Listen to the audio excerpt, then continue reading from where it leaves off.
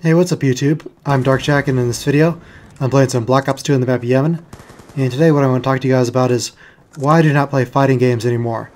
And by fighting game I mean a flat 2D player versus player fighting game like Mortal Kombat, Street Fighter, Marvel vs. Capcom, and Killer Instinct. Now, back in the day, when I owned an SNES, I played Killer Instinct extensively on that console with my friends a lot. And I would go over to my friend's house, and they also owned the game, and we'd play against each other, and it was great fun.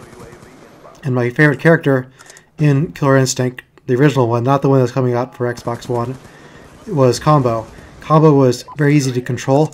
He had very easy combinations and finishing moves.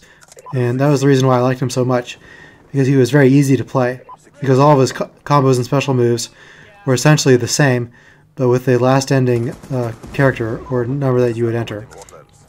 And I also enjoyed playing Saberwolf as well, and Orchid. Those were my favorite characters in Killer Instinct. And this was before the internet. Before the internet, you had to find all the stuff out on your own, or you had to buy the strategy guide, back in the olden days. And now I also enjoyed the new Mortal Kombat game that came out. It was a recreation of Mortal Kombat 1, 2, and 3. That was a lot of fun as well, but I eventually traded it in, and I'll explain why I don't enjoy fighting games that much anymore. The first and main reason is that fighting games take too much memorization. For fighting games, each character has their own set of unique special moves, combos, and finishers. And to do well with all the characters, you have to memorize all their special moves. And it seems like now, fighting games today have so many more special moves than they did back then. And in order to memorize all of it, it takes a ton of work and a ton of time and effort to put into the game to memorize everything. And I'm not very good at that kind of memorization.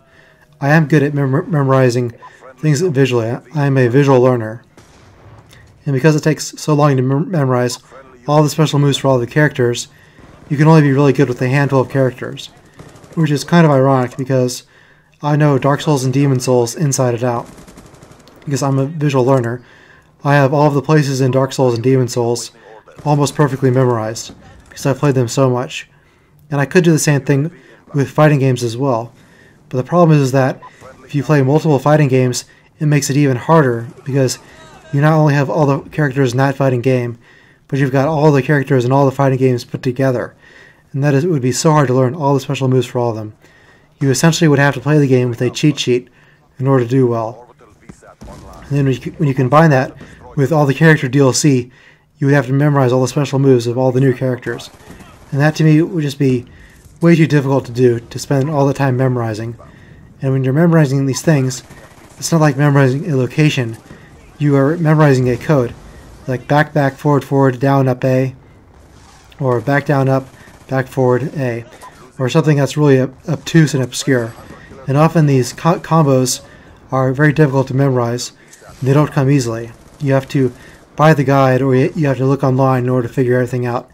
The game does not teach you them. And when they do try to teach you, the process can be arduous. And the second reason is that in fighting games, every fighting game is essentially a game of rock, paper, scissors. You have a block, you have a low attack, and a high attack. And you can also do a jump attack and special moves that are either low or high. And every fighting game is a game of rock, paper, scissors, because you're playing against an enemy and you're trying to accurately predict, based on their pattern, whether or not they're going to block, whether or not they're going to attack low or attack high. And you have to block their attack and then counterattack. And so you're always guessing what your opponent is going to do. And when you're playing a fighting game, you have to guess what they're going to do based on what they've done previously. And when you're playing against a computer, you can look up online and you can see that each enemy has a certain pattern. And then once you've memorized the pattern, you can then counterattack in the correct order. The third reason I'm going to give you guys in this video is online lag. When you play fighting games, the lag that I've experienced is really, really bad. And because of that, it seems like one character is going to have an advantage over the other, or simply having a grab attack will beat all. And it seems like there are some moves that are immune to lag, and it's those ones that people just spam over and over again, and they can get pretty annoying. And the fourth reason I'm going to give you is character DLC and microtransactions, and locked-on disc content. In order to remain competitive, you have to keep buying the new characters that are slightly better than the ones that came with the game. So fighting games now, whereas unlike they were back in the day, are almost pay to win. And then the fifth and final reason I'm going to give you guys is limited replayability unless you're playing locally. Fighting games were designed in an era where there was no online multiplayer. And so if you want to have fun with fighting games, in order to play them as they are intended, you have to play with other people. And if you don't have anyone to play with, then they get boring fast and the game becomes dull because you don't have anyone else to play with. And the way to play fighting games correctly is in a tournament, rather than playing fighting games over the internet. That's the way they were designed to be played. And so in my case, I don't have anyone else to play with.